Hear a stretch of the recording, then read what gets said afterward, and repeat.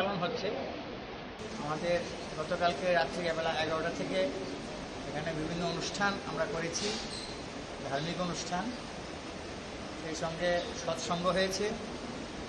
মায়ের যে জন্ম সময়টা 2:30 থেকে 3টে অবধি আমরা এখানে মৌন থাকি, ধ্যান করি। তারপর আমাদের বিশেষ সৎসঙ্গ অনুষ্ঠান শেষ হয়েছে। আমাদের 5টা থেকে আমাদের কুমারী পূজা চলছে। কুমারী পূজা সেই মায়ের জন্মতিথি উপলক্ষে প্রতি বছর হয়, এবছর আমরা সেটা পালন করছি।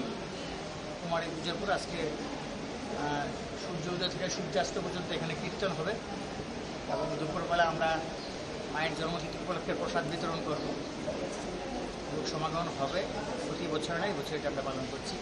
এবং এই জন্মতিথি উপলক্ষে আমরা কিছু সামাজিক কর্মকাণ্ড আমরা করেছি, কাজকর্ম কার্যক্রম, যেমন বৃদ্ধাশ্রম, অনাথাশ্রমে আমরা মায়ের ভোগের থালা পরিবেশন করেছি।